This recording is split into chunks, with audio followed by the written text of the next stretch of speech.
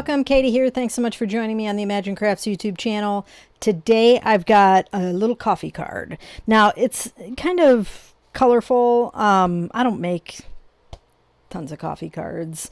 And I have avid coffee drinkers in my family. I personally prefer tea, but I don't make coffee cards. So I thought I don't have a ton of supplies, which might be helpful to some, that like to make coffee cards, but you don't have a ton of stuff. You can't go out and buy every single coffee stamp or die or whatever.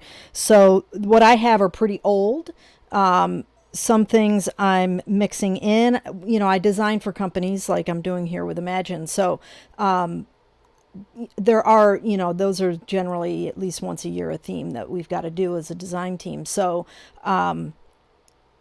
I do have a couple of things, but I don't actively buy more and more coffee supply stuff. I try to use what I have for these and come up with different ideas. So the backdrop I'm going to do is actually this Simon Hurley embossing folder called Plaster. It's a 3D embossing folder. Now I went ahead and just using some of the ink that was on my blending brushes already did this background. And just coated, each of the corners with some of the Cheerful and some of the strawberry. And we're going to set that off to the side to dry because I don't need it right this moment. Card base, A2 size card base. Going to put that over to the side also. I went ahead, this die cut I have is from Cat Scrappiness. I've had this for years.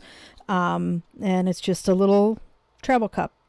With the die cuts. Now I went ahead and used some double-sided adhesive to cut these out just because it's just a lot easier. And one of the things I'm going to do is, if I can, get this release paper off. We'll build our cup here a little bit because we're going to do just some stenciling over it. Something simple. We're just going to design the cup with some color, little pattern, if you will.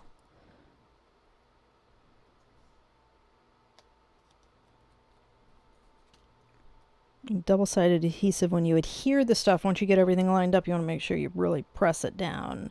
There's just some times that I prefer to use that over liquid glue. I'm going to keep these two pieces, which are to finish it off, put it on the side. We're going to do that last. And this stencil is from Miss Ink Stamps.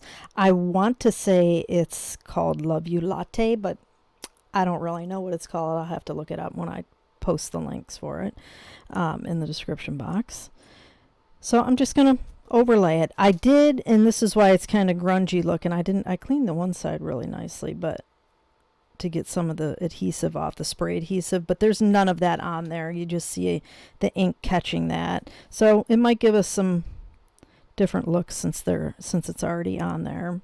But I'm just going to overlay this over the top and kind of pick a section to where I'm going to get a few of these pieces. And then I'm going to start with some yellow, and we're going to kind of blend this on here together. But I want it to be bold because I did go ahead and add that to the back. Initially I was going to keep it white, but I thought, oh, it's, kind of plain.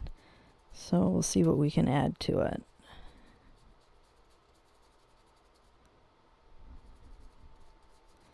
And I'm going to do the same. I'm not sure when this will come forth versus the Thankful Leaf card that I did. Was using some of the colors to create a fall color palette. But I'm essentially doing what I did there, where I'm just covering all with the yellow, Cheerful, and then we'll come in with the strawberry and add some of that mix in.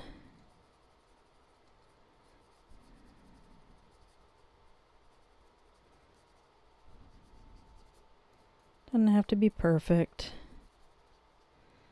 We can come back in.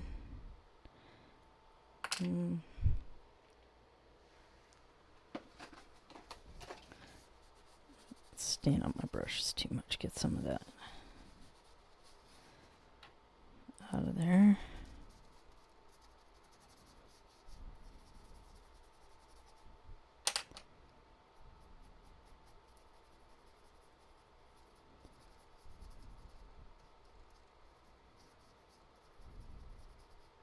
All right.